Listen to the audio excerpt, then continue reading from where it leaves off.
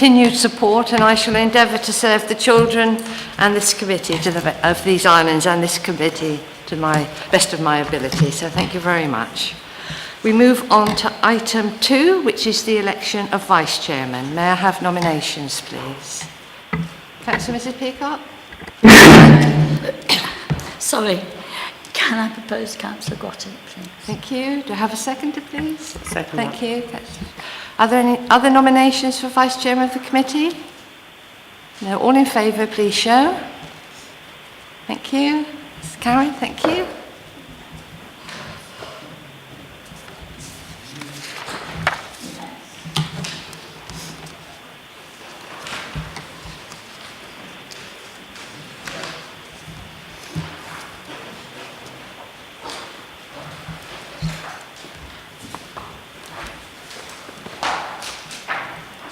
Welcome.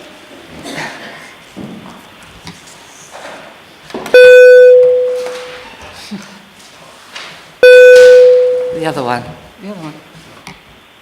Thank you very much, everyone. I shall work my hardest as well with Christine and everybody else's support. Thank you. Perhaps I should say at this time that since our full council meeting a few weeks ago, there has been a change in lead member for the Children's Services. Councillor Mrs. Mumford, who's done it for about 2 years, stepped down because of family commitments, and Councillor Mrs. Grottick was elected to that role. So we thank Councillor Mrs. Mumford sincerely for all that she did in her time as lead member, and we welcome Councillor Mrs. Grottick and look forward to working with her. Councillor Mrs. Mumford. Thank you very much, and I wish Councillor Grottick all the best luck. Thank you.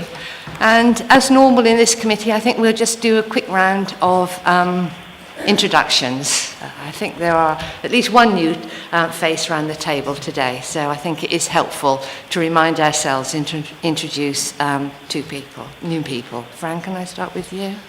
So shall I start? Yes. As the Chairman has just said, I'm Fran Grottick. I sit as a councillor for St Mary's, and I've now taken over the role of the lead member for children. Keith Grosset, Senior Officer for Children. Lynn Plummer, Children's Social Care Manager. James Francis, Councillor for St Mary's. Lisa Nightingale from NHS Kerno. I'm here in place of Jude Bowler. Steve Appleby, Youth Offending Service, here instead of Christine Walker-Booth.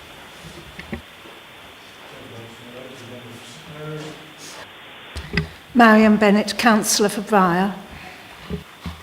Phil Rowe, Local Authority Governor at Five Island School. Mike Nellams, Councillor for Tresco. Amanda Martin, Chairman of Council. Avril Mumford, Councillor for St Mary's.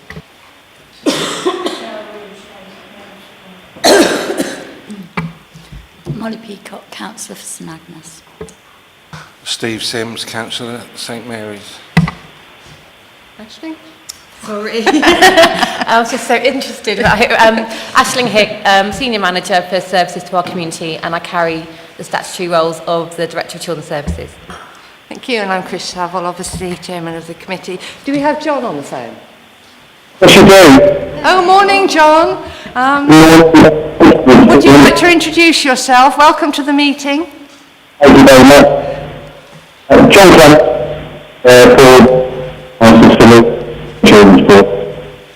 Thank you very much. Please, butt in as and when you feel you want to, and welcome to. And I hope you find the meeting interesting.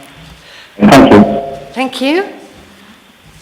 So we move to item 3, declarations of interest. Chairman, can I just note that Julia Day as well accosted me outside and said that she couldn't make it today because staff had staff problem. Thank you. Declarations, Councillor Mrs. Mumford.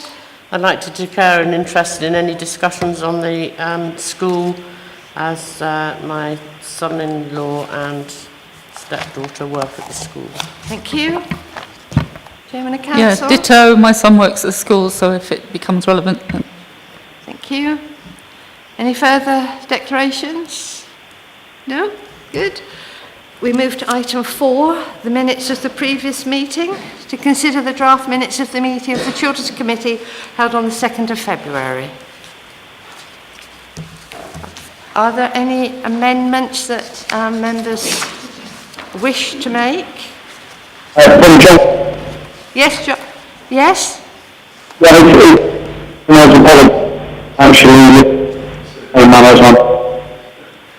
You're not coming across very well, John, I'm afraid. Have you an amendment to the minutes that you wish to make?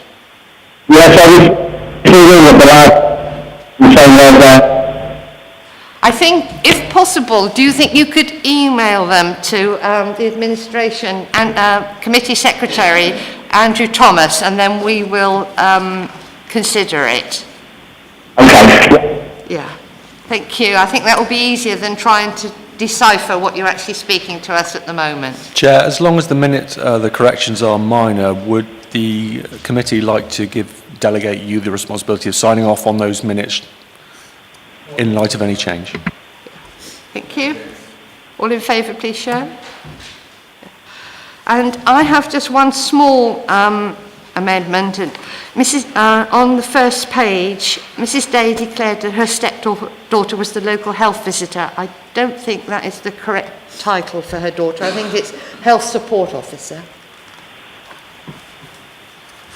Are there any further amendments? Would anybody like to propose them as a correct record? Thank you, Councillor Milson. Do I have a second? Thank you, Councillor Bennett. All in favour, please show. Thank you. Item 5, to my knowledge, we have no urgent items. No. We move to part 1, reports requiring a decision. Item 6, update on decisions made in the previous meeting. We have a report from the Senior Officer, Children's Services. Keith, would you take us, please? Certainly, thank you. So this report brings you up to date on progress made on actions decided at the last committee meeting. It's fairly self-explanatory. There's either agenda items following on for discussion today. But very briefly, we've been in communication with Kerner Commissioning Group around the CAMS transformation plan. We've put in a bid for approximately £70,000 funding from the CAMS transformation programme for the Arthur City, and that is currently working its way through the machineries of Kerner Commissioning Group, and hopefully come to a positive outcome. Over the page, with regards to the revenue budget, I'm currently also reworking our revenue budget for this financial year to take into account decisions made regarding the savings plans by the local authority, by the council, and hopefully we will have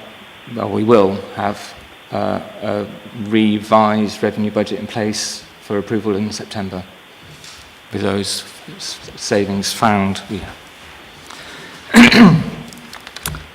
With regard to the Mundersley heating project, we have completed the first phase of the tendering process. We have commissioned a designer to design the heating solutions, and we are now at the tendering process for the contractors to install, again working to a tight time frame of 6 weeks over the summer holidays to get the works done in Mundersley, so that is progressing well as well. All the other items that we agreed last committee meeting are either agenda items going forward or had no specific action for discussion. Thank you. Are there any questions? I think Keith has highlighted the 3 important ones. Obviously, the CAMS transformation plan is really important for our young people on the islands. We'll all shout hooray when Mundersley heating is done and we can enter next winter with confidence that it's not going to break down, and also the revenue budget, which hopefully we possibly might be able to have a little update before formal committee next time round. So we do have the recommendation is that we note the update. So Mrs. Mumford. I'd like to propose. Thank you. Thank you, Chairman. All in favour, please show. Thank you. It's carried. Item 7, the progress report from the Children's Social Care. Hand over to our social care manager. Thank you. The report stands, obviously, as previously, if anyone's got any questions about that, but I'd just like to add a couple of other things if I can, is the Council Open Day on Thursday. We've put a lot of effort into doing a parent's guide to keeping children safe, which covers quite a lot of topics that will be of interest to everybody.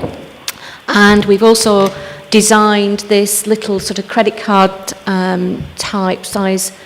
It's a guide for anybody and everybody on what to do if you're concerned about a child. So at the end of the meeting, I'd be grateful if people could take one, keep it in your wallet, keep it in your purse. And the aim is that this will be distributed to practically everybody on Scilly so that everybody will know what to do if they have got any concerns about any child. But I'm happy to take questions on the report. Thank you. I had distribution of those cards on my... and obviously you've answered that. Any further questions? Vice Chairman? Thank you, Chairman.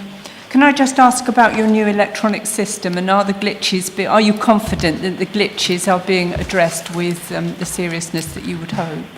I think that most of them have been now. I think the ones that are left are minor ones. Some of them will need to wait until there's an update to the system before we can change them. But it's becoming much more reliable, and it's given us the information that we need more consistently now. That's very good news. Thanks for that. Councillor Mrs Bennett. Just a question. On page 16, under training, it talks of training for 60 different professionals.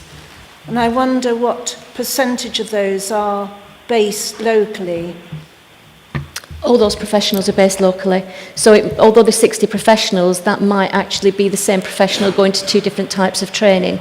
So but that does include the worker who works with post-16s on the mainland, who's just walked in through the door, Tim Moody, and Marie Wilton, health visitors, healthcare professionals, police officers, teachers.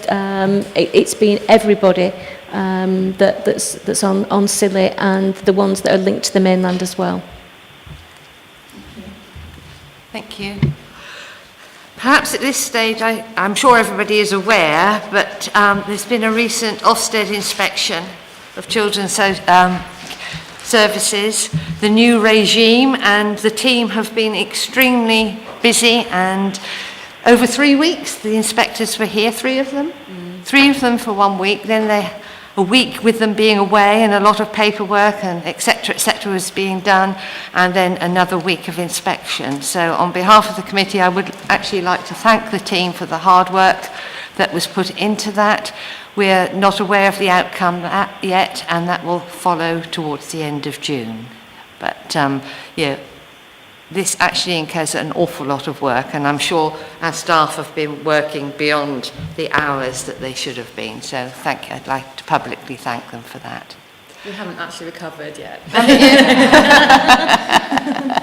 So, I would like to welcome Mr. Moody to the committee. Would you like to come and sit forward?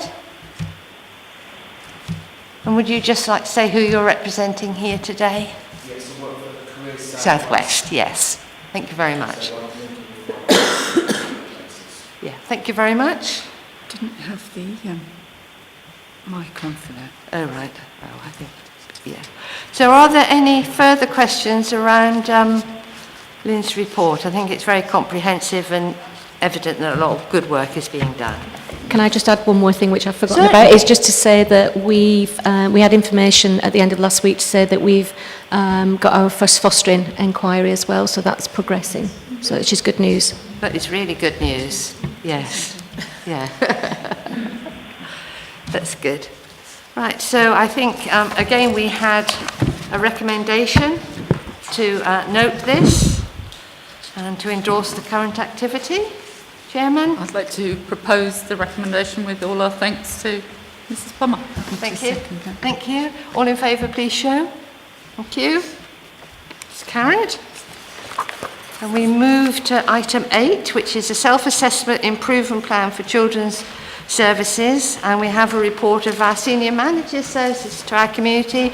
And again, a huge amount of work has gone into this very comprehensive report, and I thank Aisling for it. Would you say a few words, Aisling?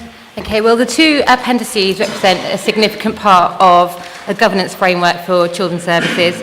As you know, there's quite a heavy requirement from both the regulatory body and just an expectation that you can demonstrate that you have a reflective services that can identify areas for improvement and can plan for further service development. And you are meant to have a continuous cycle of improvement. It doesn't even matter if you get an outstanding grading across education or social care. You've always got to be showing that you're looking for ways to get better. Last time at committee, I took a self-evaluation for children's social care specifically against the Ofsted criteria. I didn't have any feedback, so I'm assuming you were delighted with that. That was submitted to Ofsted. The self-evaluation you've got here is actually a bit broader, more narrative about the breadth and range of services we offer. So it also includes education, SEND, youth offending. So again, if you've got any comments, because of the timings of committee, this actually was submitted to Ofsted during their inspection, and I got no indication that it was anything other than appropriate. But if there are tweaks in here, please do contribute. And then the improvement plan identifies all the issues we pick up in our self-evaluation, as well as previous Ofsted inspections and audit. It will be amended in the light of whatever the Ofsted report says come the end of June. So again, it's a dynamic moving document, and it's really important that the whole partnership buys into it and we can talk about it. I think that's all I need to say, really. Thank you.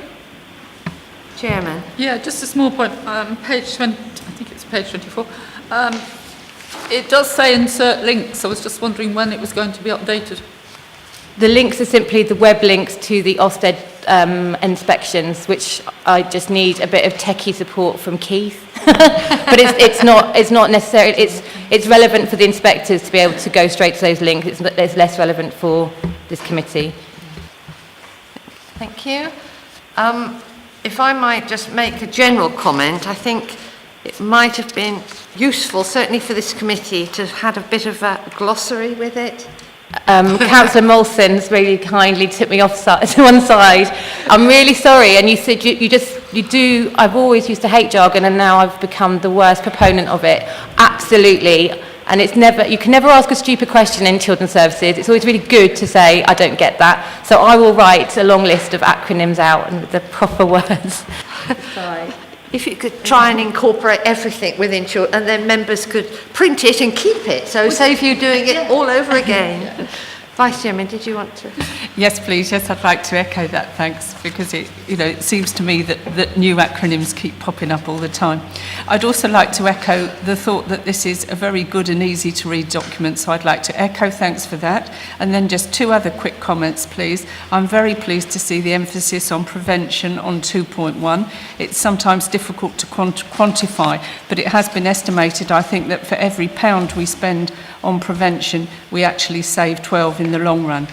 And then, please, can somebody clarify for me on page 29, very near the end of the page, school attendance has been improving but still remains high at 4.2%.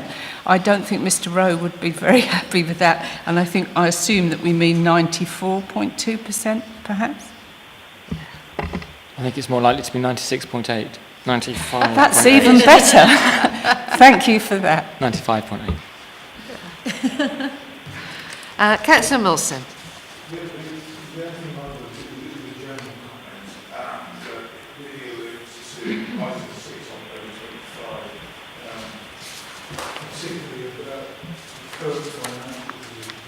I'm assuming that this is one of the pieces of what you annually are. And I've also assumed that it is a mandate that we've got to continue. It's not that we can cut this down. I'm just thinking of the world that we've got. We can't have that. No, and I think that's the thing, is always making sure that we can match resources to the huge weight of legislation in this area, and that we do continue to keep children safe, happy and well, and that is our challenge. And there is, through the savings plan, a requirement to save £50,000. I think we are managing to do that through some small efficiencies, but we've got to be careful, because there is a tipping point always with the safety of children. But currently, I don't think we're in a dangerous place. I think we're really creative about how we're using our people, but the workload is significant. But we quite like it.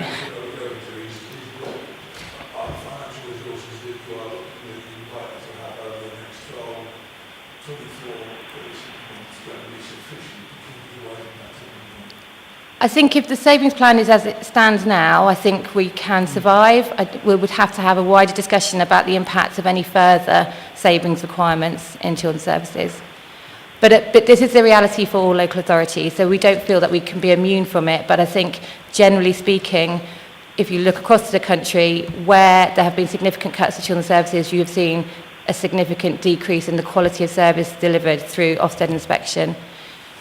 Yeah. I think, Councillor Mawson, if you can ask those questions when we come to budget setting in the spring would be very appropriate. Yeah, we, as an authority, we have statutory responsibility to safeguard the young people of these islands, and yes. Councillor Mrs. Bennett. Thank you. I'm at risk of appearing very stupid, I know that. But on the table in the middle of page 24, under requires improvement, does that figure mean that nursery and primary schools and secondary schools need 100% improvement? What does it mean? It's the number of settings is the first number, and then the percentage of the number of settings on the island. So one setting requires improvement, and that's 100% of all settings, because we only have one. But it's just to show the numerator and then a percentage of the total provision in any given area. Well, I understood myself. I thought that was brilliant. Keith, do you think you could do it in your science teacher way?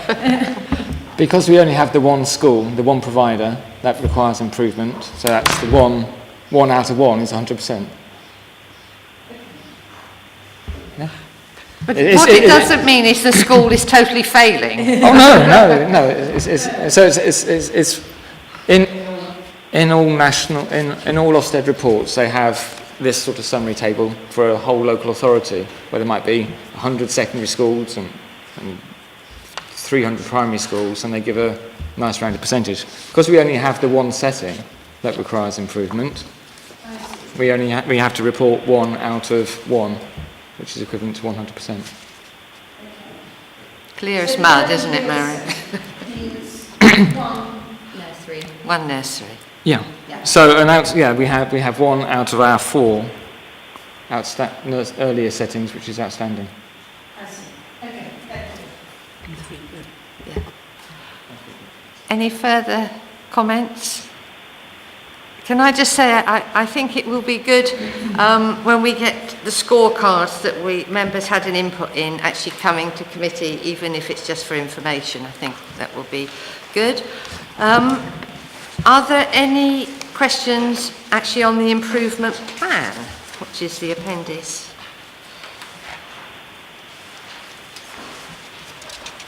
Councillor Mrs. Bennett? Sorry, me again. No, carry on. Under 6, direction of travel and the capacity to improve.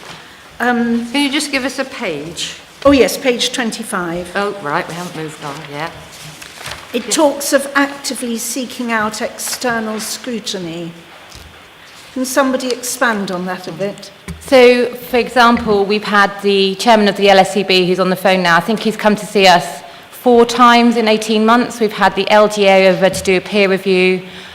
We've had a peer review through sector-led improvement in the Southwest. So we had Marion Russell, the principal social worker, came over, did a peer review. We've sent Lynn over to Dorset to do a peer review there. I think it's about being a service that is outward-facing, so that we keep up to date with all the developments in children's social care.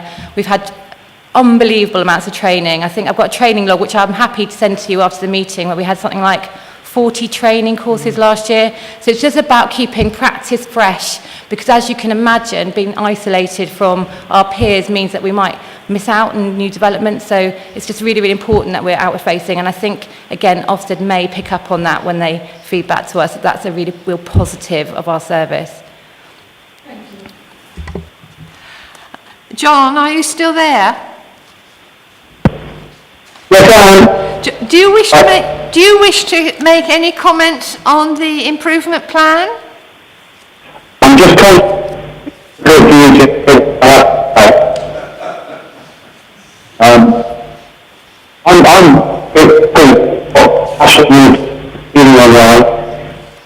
I think the stand I'm hoping you... No, I'm afraid I have to interrupt you, John. This actually isn't working at all, unfortunately. Perhaps I'm sure you've seen this plan before, and Aisling would welcome any comments. But I honestly think it's not working, and I just say to you, if you feel that you've got better use of your time, none of us will be offended if you give up on the telephone line, as it were. Can you hear us sufficiently? Can you hear us? Yes, I can. Oh, right. Yeah. Well, hang in there then. Okay, are there any further questions on the improvement plan and the work plan? No? I have a few comments, but I probably make those outside of the meeting. So, again, we have a recommendation for us to note the progress to date. And again, this is a significant piece of work. Proposed. Thank you. Thank you. All in favour, please show. Thank you very much. We move to item 9, Isles of Scilly Child Sexual Exploitation Prevention Activity Plan. And again, we have a report of the Senior Manager Service to our community. This is a new piece of work but a very important piece of work, Aisling. Okay, so people will be aware of child sexual exploitation from stories from across the country. It's a new area of work, and areas are learning all the time about how they protect vulnerable children from inappropriate relationships. I think obviously media reporting of most of these instances in Doncaster and Rotherham tend to sum up pictures of, taxi drivers, children in care, and some significant failings by the police. But this stuff happens everywhere. And I think what the big lesson we learned, we went to a really good seminar on this, is to understand what it looks like in your own area. And it is happening on Scilly, and it has happened on Scilly, and it will continue to happen on Scilly unless adults are aware and support young people. It's really hard to write this report because we are a tiny community. We've only got soft intelligence, and this is about starting some quite difficult conversations, but it is about enabling young people to know that they can trust the adults and are able to say when things happen to them that shouldn't. There's going to be quite a lot of work around this. We're going to do a lot of work with the hospitality trade. We've talked to colleagues in Bournemouth who've probably got the most sort of similar economy to ours in terms of being heavily tourist-based. We're going to go and see every single tourist provider to ask them to keep an eye out for things like parties with seasonal workers, hotel rooms being booked, late-night taxis from parties. This document was developed with the wider partnership with school, with the police, and it's trying to understand where do we think the hotspots are for children and young people here, beach parties and so on. This isn't about children experimenting and having a normal teenage life, but it is about where those things go wrong and whether the boundaries are inappropriate. And it will only work if the whole community supports this. So it's quite a huge piece of work. We're going to be doing lots and lots of stuff over this. And the most dangerous thing we can do is think it doesn't happen here. And we know that, and all of you who've kind of been going through training over the last year, we have to be alert to these dangers. So I need you all to sign up to this, and then we'll bring regular reports back to you about how we're progressing. Thank you. It is a very significant, quite a difficult piece of work, really, isn't it? It is. Yeah. So thank you. Are there any comments? Vice Chairman? Thank you, Chairman. Really, it's just around the phraseology on page 49. And it's an area where how you actually write the report I'm not phrasing this particularly well, perhaps, but what I'm trying to say is this is such a fast-moving area, and the way in which we write the report sometimes seems to suggest that there are given areas where we actually accept a pattern of behaviour that some members of us might not be comfortable with. And I just find the second para on page 49 a little bit disturbing, because it seems to suggest that it is quite normal for children to experiment with drugs, whereas one would hope that it certainly isn't, because obviously it has such inherent risks. I just value colleagues' comments on this particular area.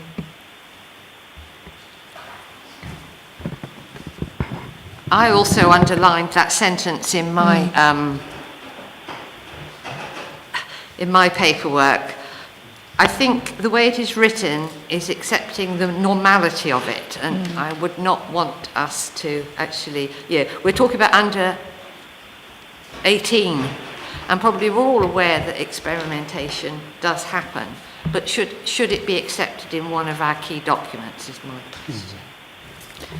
I mean, I probably could do with one of our colleagues from substance misuse services. I think it is really important that we do enable young people who are safely experimenting within a normal range with alcohol, sex and drugs to be able to do that in a safe way. This is about exploitation and the use of sex, drugs and alcohol to force children to do things they shouldn't do with people who are much, much older than them. I think it's really important that, there was a whole session last night we delivered to young people about if you are going to do X, this is how you keep yourself safe. And the reality of that is really, really important. Otherwise, if you say no to children, they will do it and they won't trust you, because if you say no, you shouldn't do it, it's dangerous, and they go and have a really good time drinking a bottle of vodka, they will never respect a thing you say to them again. I'm absolutely happy to change the phraseology, but I think there is a thing called normal experimentation. A gang of 15-year-olds all hanging out is normal, and it's not really a place for social care to get involved. Where you have a 15-year-old who is being given alcohol by a 19-year-old in order to do something for them, then that's where we're in the world of sexual exploitation. And it's knowing where is it that the state intervenes and where is it that normal family life and standards of upbringing and everything apply. It's about the bit where it verges into criminality. And it is fast moving, and that's what's really important. Our understanding of this area will get better and better and better as we progress through this. Chairman of Council. Yeah, I do agree with both Councillor Saville and Councillor Mrs Grottick. I think the phraseology of this is what we're talking about. We all know, I mean, I have 4 children who survived the teenage years. I don't think I would have ever accepted that experimentation with sex, drugs and alcohol was normal as a parent. I understand that everybody goes and hides behind the bike sheds and smokes a cigarette. We all realise that's part of growing up. But I don't think we can appear to condone it in a document. So I just think we need to just change the wording to suit everybody in the room, really. It is about the messages we send out. Yes. Yeah. Well, I broadly agree, and it sort of hinges a little bit around legality as well. I mean, I don't think as an authority that we are obviously trying to work with the police to deal with stuff like this. We cannot be saying that we are not clamping down on the use of drugs, and that's kind of what it says. It's not about clamping down. We ought to be clamping down, or assisting the police at least in trying to clamp down. So, again, it is wording, but there's elements of legality that we're sort of suggesting we're going to broadly sweep over, which I don't think we can, really. Thank you. Does anybody else have any... Yes, please. Sorry, Steve Appleby, Youth Offending Service. I understand the concern that's been expressed, but I think there's a long way from saying this sort of thing happens, and if we pretend it doesn't happen, then it's going to get worse, to condoning what's actually happening. And I think there is a risk, and my understanding of substance use workers work is that it's about recognising where the young person is at, what they're doing, and working with them to reduce it, rather than saying, right, I'm working with you now, tomorrow you're going to stop, because that doesn't work. So I think we have to tread a very careful line here, but recognise that kids on the Isles of Scilly are just like kids everywhere else. And if I heard conversations earlier. If the young people are saying, look, you can get anything you want on the aisles, then it has to be recognised that you can get anything you want on the aisles. And I think the more open one is about this, then the more chance you have of educating the young people, because it's education and it's understanding that's going to reduce the risk to the young people of using drugs and alcohol in an excessive and dangerous way. I don't think anybody would disagree with that at all. What we're talking about is the official language used in a document. I mean, as far as I'm concerned, if we deleted the words with sex, drugs and alcohol, we'd have sorted our problem as a council, because we're not talking about affecting normal experimentation. We do want to dialogue with our children. We do want to tackle problems in the best way possible, hopefully so that they don't become bigger problems. But I do think we do have to be careful. As Councillor Francis said, we've got the issues of legality, we've got all the arguments expressed by colleagues, and I do think the wording of that could be drafted better. Thank you. Vice Chairman?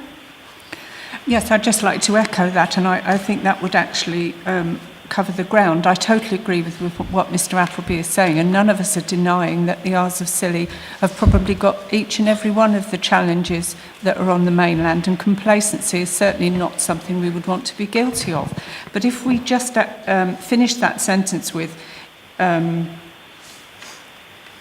if we just remove not about clamping down on the normal stroke safe teenage experimentation with sex, drugs and alcohol, it then read that it's about minimising the sexual exploitation of children and not about denying the natural process of learning, providing we didn't have the actual experimentation with sex, drugs and alcohol. I think that would be perfectly acceptable. Right. Yes, Mr Rowe, please. Just a thought from my point of view is that the DFE will obviously provide guidelines to schools, and schools clearly should be working with the community in the broad sense of tackling this particular issue. I do take the point that you have to work within the boundaries of the legal position and so on. But we need to work as one, and I'm just wondering whether have discussions taken place with the school? Have we taken regard of all DFE advice on this when coming to that particular position? Because we do need to work as one. This is absolutely, this has got guidance. Well, we wrote this with school and with police partners and health visitor. We wrote this all together, and it's also based on national guidance. And what I will do is I will send you around the leaflets that Wise Up, who are our commission services for substance and alcohol misuse, are producing for children as young as 11, and I'll show you the language that they're talking about, because the thing is, I absolutely take your point, we can take out that phrase with sex, drugs and rock and roll, but if we don't understand the reality of young people's lives, they won't tell us anything. So we've got to show that we know what they normally do and show them what's dangerous. So I absolutely can take that. I don't think it changes the document hugely, but this absolutely follows guidance, but it also follows guidance on how you successfully work with young people to open up conversations. And you know, and that expertise absolutely sits within children's social care. Mr. Rowe. It just therefore seems to be around semantics, Yes, and maybe just looking at the wording, so that people understand and can come to one accord in relation to that. Yes. I don't actually think there's any disagreement around the table. I just think we need to affect the wording of that paragraph. I think members see this as a policy that they're going to hopefully to adopt, and it is really important that we all those working with young people have a really true understanding of their behaviour during their teenage years. It's not that we're denying any of this. My personal thing is that it's just, to me, it just read as if we were condoning it rather than understanding it, as it were. That's Mrs. Bennett.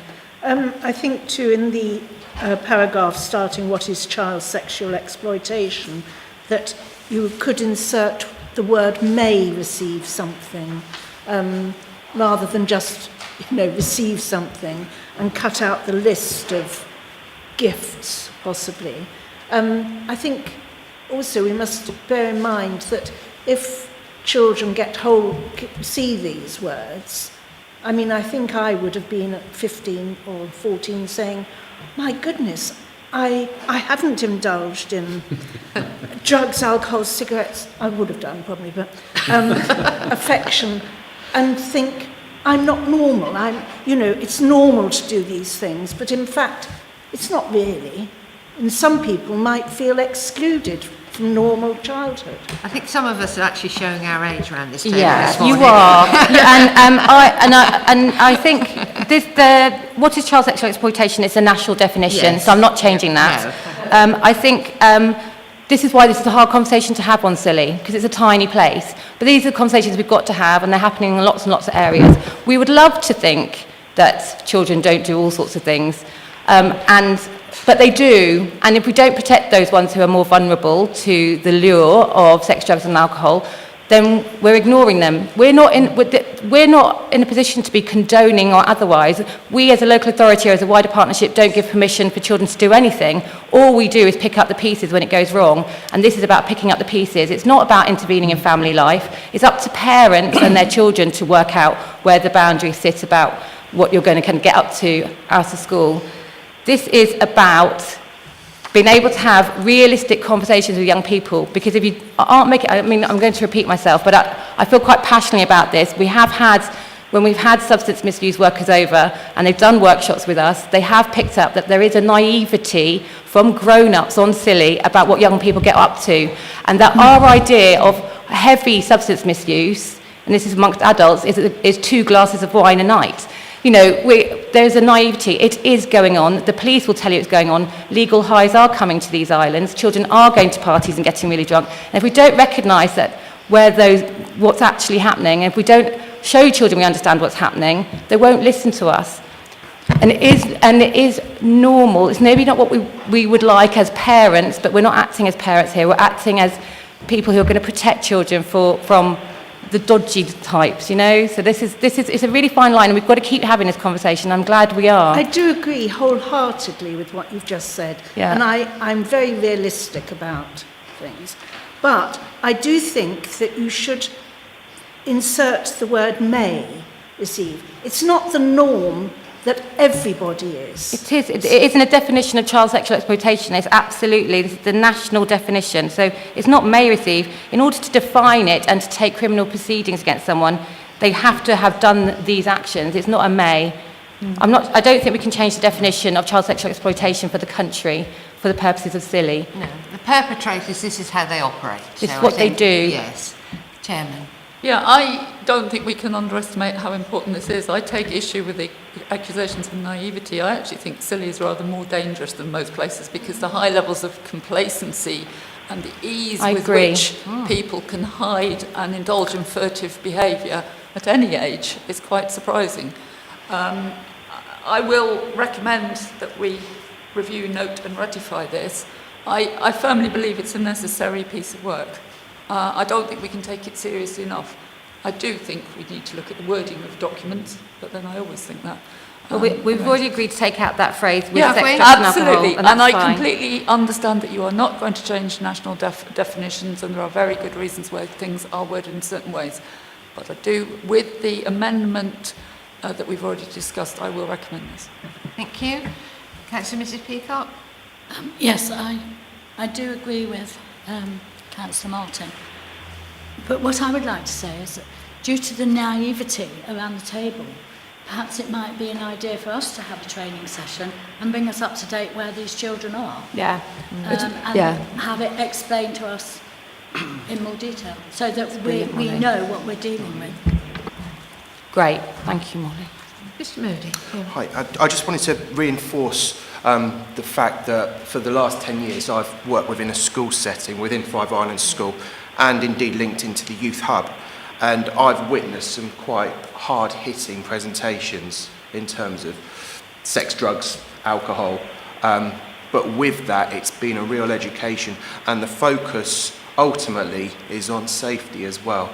So, wording aside, I just really wanted to sort of highlight that There's also a very successful safety day, which is Yes. pitched towards the year 10s and 11s.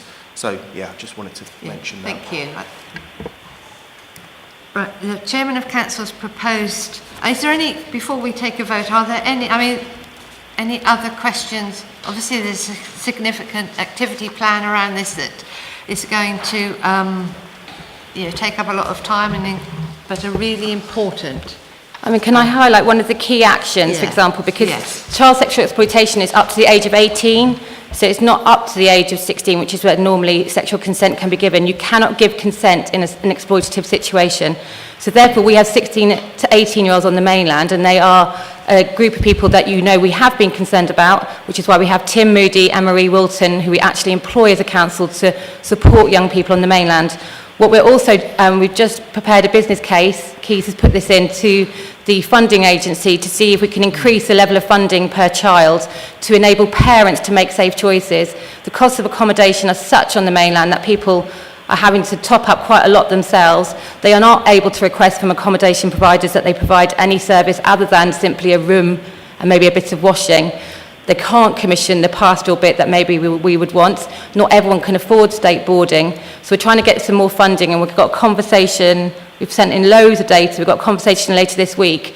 And I think that's the point really of this plan, is actually what's it going to mean for young people? How are we actually going to make them safer? And we can argue about the definition, but I think some of our most vulnerable children, if we can achieve more money for them, then they will be safer, and parents will be in a position to make them safer. Thank you. Any further comments? The Chairman of Council has proposed. Do I have a seconder? Thank you. So, all in favour, please show. Unanimous. Thank you very much. I'm sure this will come back to committee again. We move to item 10, corporate parenting strategy, another important policy that is coming before us. We are in the very, very fortunate position that we haven't had any children in care for numerous years, but again, we can never say never, and we have to be prepared for it. So this is being taken by Keith. Thank you. This strategy follows on from the LGA visit and training in March of this year, where it was identified that this was a piece of the jigsaw that was missing from our work with children and families. I hope this paper and strategy aims to fill that gap and brings to your attention, as members and the whole community, the corporate commitment to safeguard children, not only looked after children, but vulnerable children, whether that's with children with SEN or disability or child in need. It really outlines the corporate commitment and statutory responsibilities on all members linked to parenting and the corporate strategy. The strategy is as is in the document pack, and I'll happily take any questions. Thank you. Thank you. Any questions? Vice Chairman? Thank you, Chair. It's pleasing to note at the top of page 65 that you note that while the key responsibility is delivered by Children's Social Care, all elected members and all council employees and all partner agencies have a collective responsibility, and I think that's really important. And I think we might have to revisit some of the training, because sadly, although some of us managed to get to the training, not all elected members did.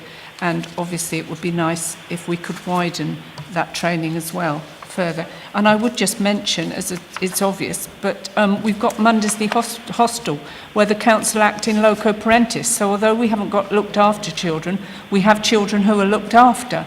And I think that's very important. I love the bold bit at the start that says, if this were my child, would it be right or good enough for them? I think that is really a significant phrase that actually each of us should have in our minds if and when. Councillor Milson. Oh, sorry. I was just going to say, on the back of this, once it's approved, we are actually going to start meeting as a corporate parenting board sort of 3 times a year. And though we haven't got any specific children to talk about, we can rehearse some scenarios. So we will do some model things for example, if a child in our care is 16, what would we do? What choices would we make? How are we going to visit them? So that we are braced for this situation. Sorry, Ted, can I come back to you and can I just ask this question? Who would you envisage sitting on the parenting working group, actually? Or haven't you? I think it probably makes sense that it's this committee at this point. That would be good. Councillor Milson. Yeah. However, if in a scenario where a child being removed from a family to the place of study, there is a likelihood that child will be removed from the mainland, there doesn't seem to be any cognizance of that in the report. I thought it did talk about Page 64. It does, page 64. Yeah, we do. A small number may be placed in residential care or schools. And maybe some way for amplify that. Yeah.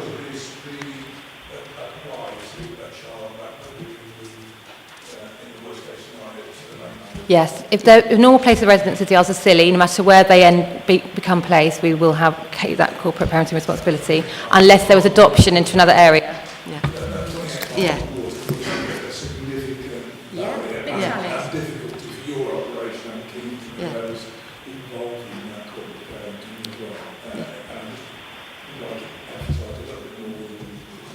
Thank you. Lynn, do you want to come in? Each local authority has a statutory responsibility to maintain a register of any child in their area who is a looked after child from any other authority, so that even if we placed a child on the mainland, no matter whether that was in Cornwall, Somerset, Devon, we have a statutory responsibility, and they do, to meet that children's needs under as corporate parents as well.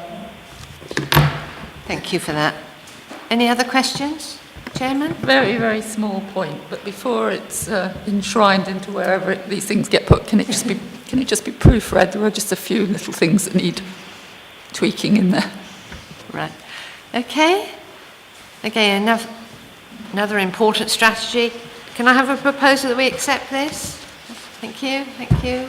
All in favour, please show. Anybody? No, that is carried. Thank you.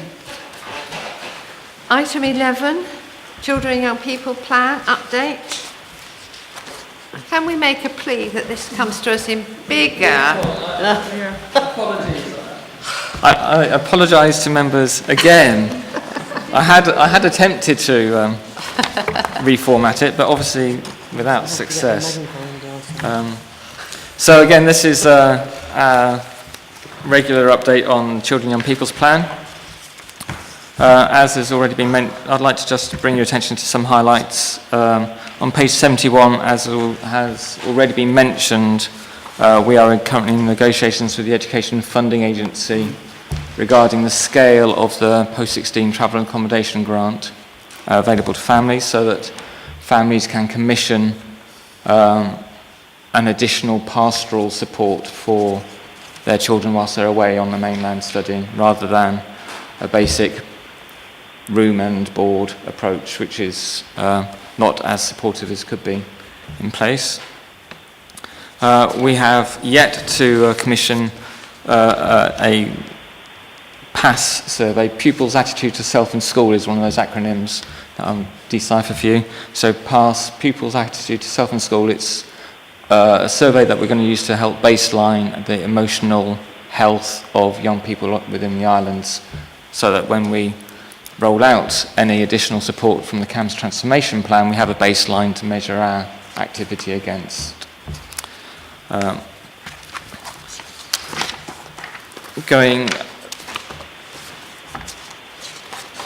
The only other areas that we're currently working on page 74 is around about accessing the CAMS transformation plan, which I've already discussed. We have a bid in place with Kerno Clinical Commissioning Group, who are holding the funding at the moment, and again a meeting later this week to progress that. And I'm very aware that we're breeding plans at the moment. We have a Children and Young People's Plan, we have a CSC plan, we have a Social Care Improvement Plan, and I would like to propose that as we move through the summer, we have a review of our plans and come up with the plan. But actually we merge all our activities into a single policy document and process document that we can work together. So I'd like to bring to members, just raise the prospect that this could well be up for review and we actually incorporate everything in a much more streamlined manner, because we're very aware that with something like 100 and some actions, something's going to get missed, and we need to maybe have a broader approach to how we process our work within children's services. Thank you. I really support that. I don't know if you need a proposal for that, but I mean, if it helps with any joined up thinking, I think if we come into one overarching master plan, it's less likely that things will be missed, we hope. But I mean, I think today we've done the strategies as well as plans, so we have to approve the strategies before we move into the plans, but it would be good to incorporate some areas. So Mrs. Bennett. Thank you. Page 71 talks of the boarding accommodation for post-16, and I would it's a comment really rather than anything else. It's also referred to in the improvement plan on page 29, where to me it read as if there was a pressure on ensuring parents, young people staying away from home at a young age have access to supportive host families rather than a pastoral care situation in a boarding school. But I wonder what assessment is made of the pastoral care standards in either situation. I mean, I think some schools that we've sent children to, or they've chosen to go to, are better than others in terms of pastoral care.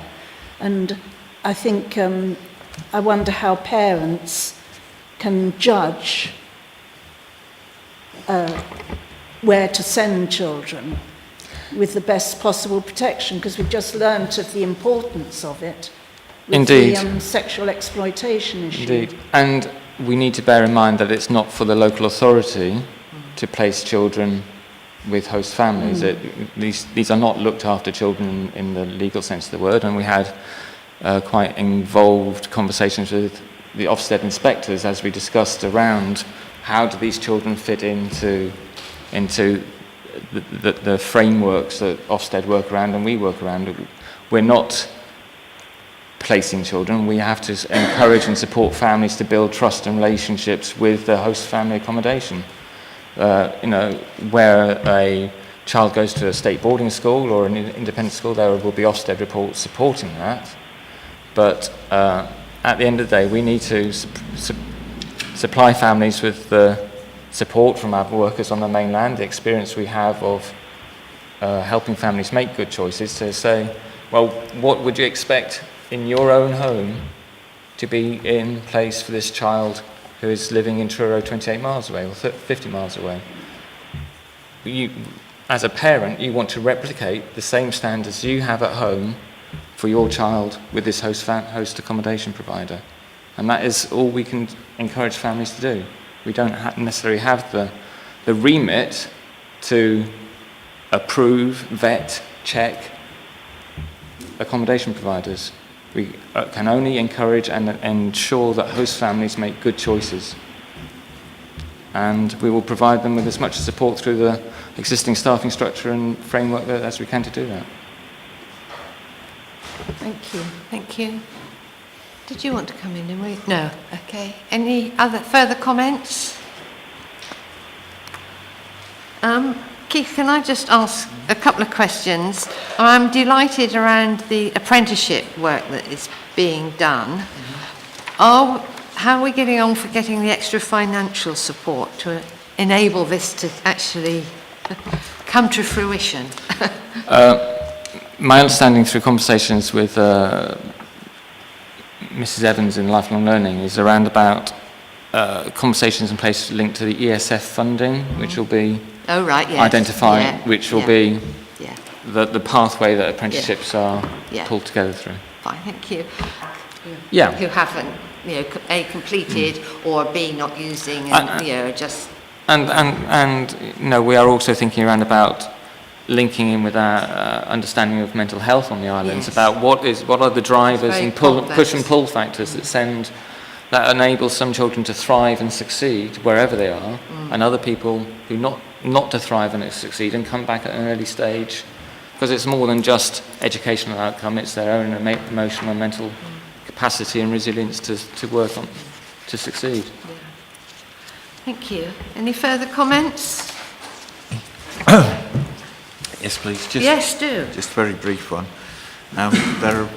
There's a block of reds on the RAG rating to do with domestic abuse, with no comment on from May 16 as to any ways of addressing that. Can you give us a page number, please? 72. 72. Right. 72. Page number 7. Come on. It's the block I read in the middle,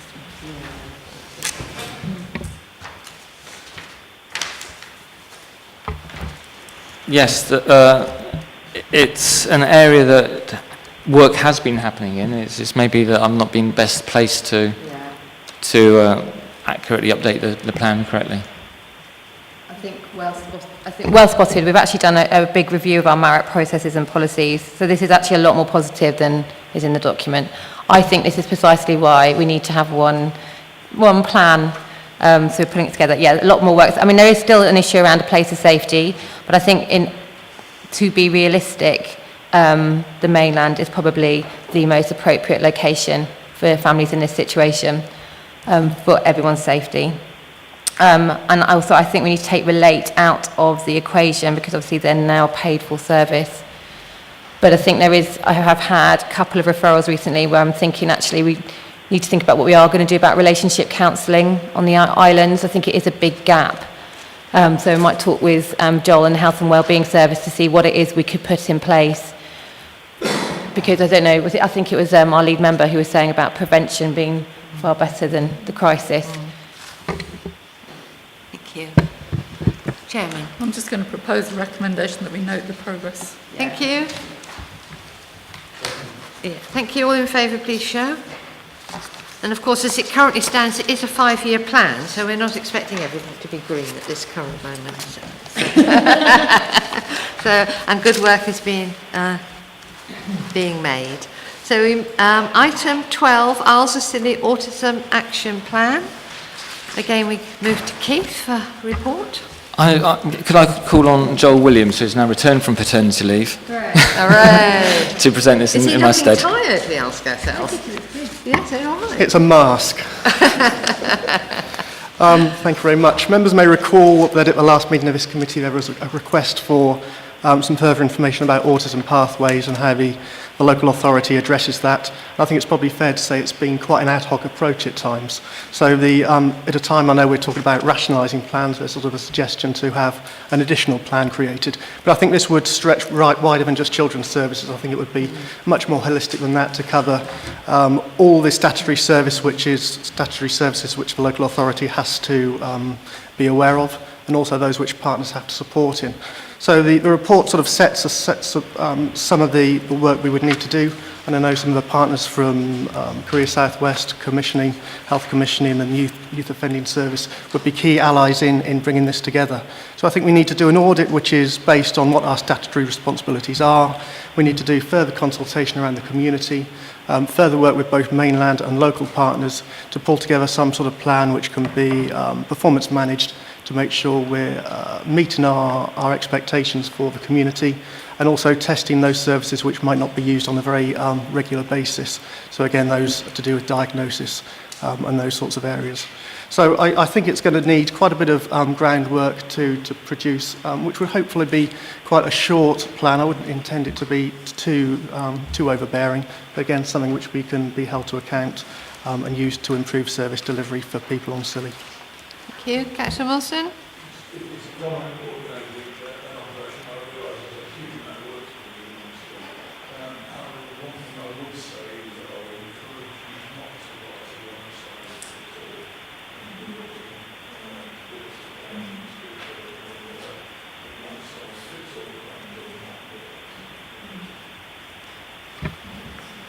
Chairman? Yeah, I was going to say something along the lines of the wide spectrum of...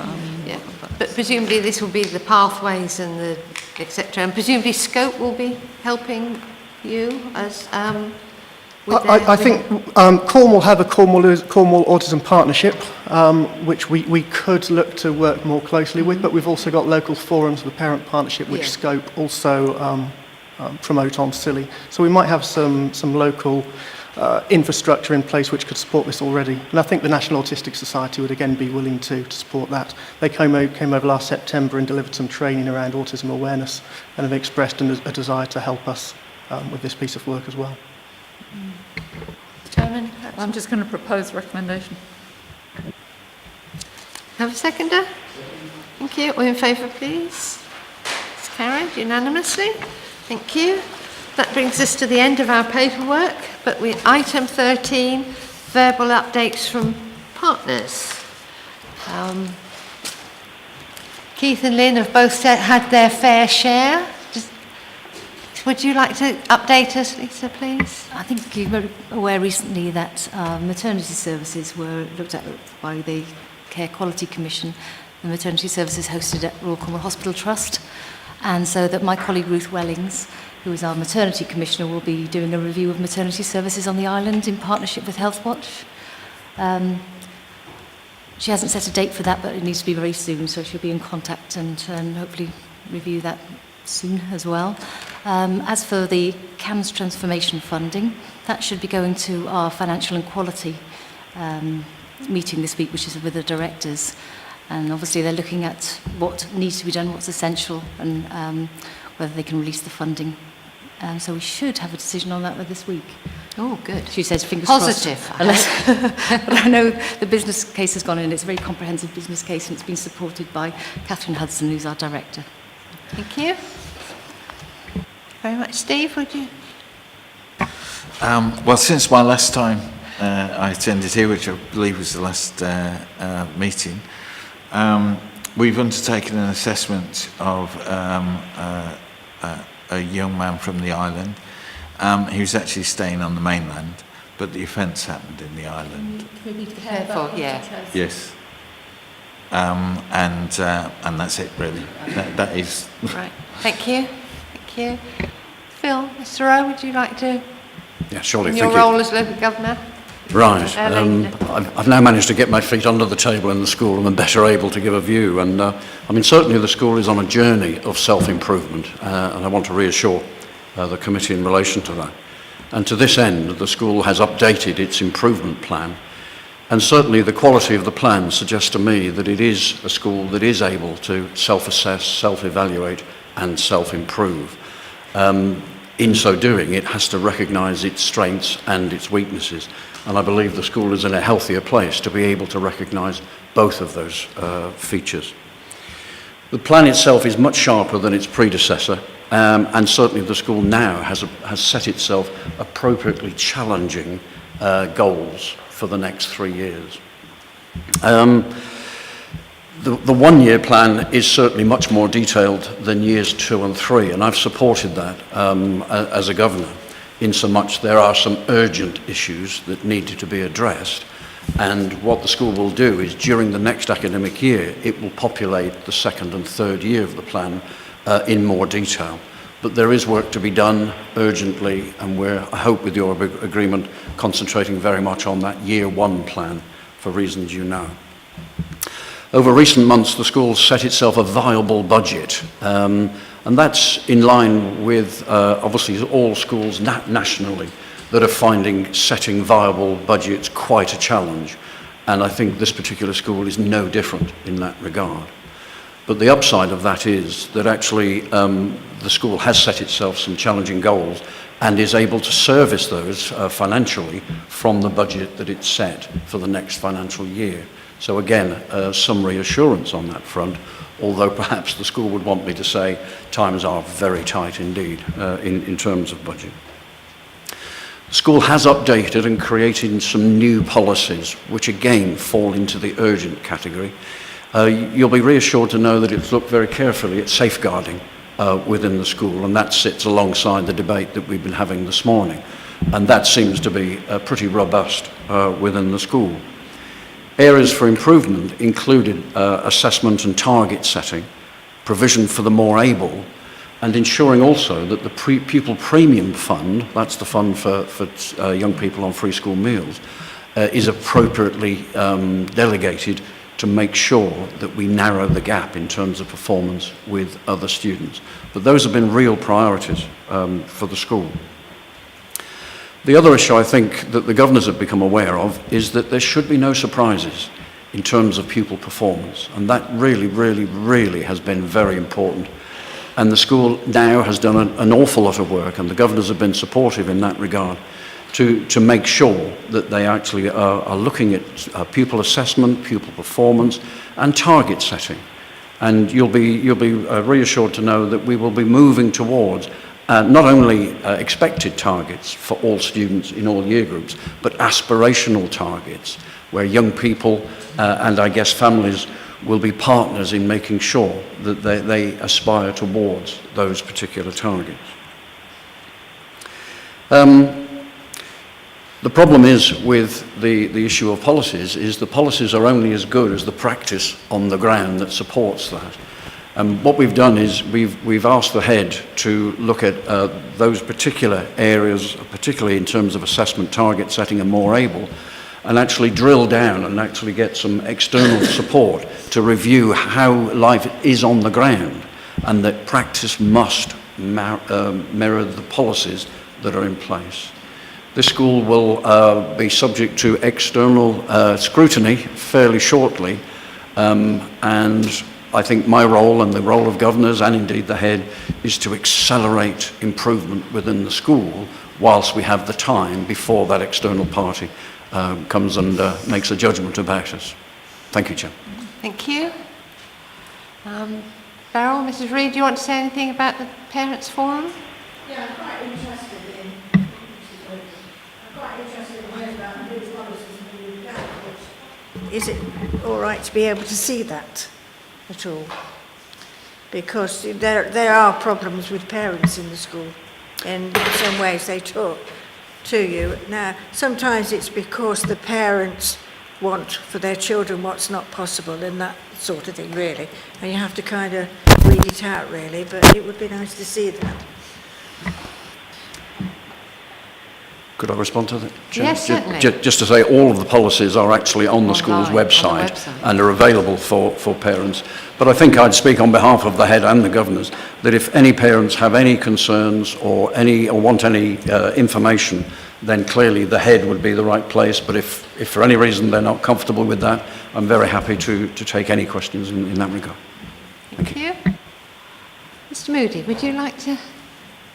From a Careers Southwest point of view, I just wanted to alert you to the fact that Colin Shorthouse, area manager, he's retired. That's why I'm here today. I'm over a lot anyway. In terms of my careers work, we have a target for recording intended destinations. So that's to ensure that a young person in year 11 has a place to go to in terms of further education. I'm pleased to say that everybody in year 11 has an intended destination, or two possible options. I've also been linking in with year 10s as well, and yeah, that's pretty much been kind of like the bulk of my work in the last few months. This Thursday there's a Parents' Information Day and Evening, and I'll be joining Helen McGuinness and Marie Wilton for that to speak to parents about careers related stuff. So that's me. Thank you very much. Now, I know, Joel, you've been at the Loop for a few weeks, but I presume all the activities have been carrying on in your absence around... They have. Colleagues at the Wellbeing Centre have been very busy providing services to children, young people and families. We've got 70 children currently learning to swim up at the pool, and that's a very strong number. And again, colleagues in the library are providing weekly services to children, young people. Lifelong Learning have been able to support some young people doing adult learning courses around sea safety, which I know is part of the Children Young People's Plan, and there's more sea safety activities planned for the coming months as well. Excellent, thank you very much. Ashley, do you wish to say? Oh, if you said no, I've banged on enough, haven't I? As usual. Okay, well, thank you all very much, especially our partners who've travelled from the mainland, and I'll close the meeting. Thank you. Meaty stuff. Pardon? Meaty stuff. Yeah, quite a good...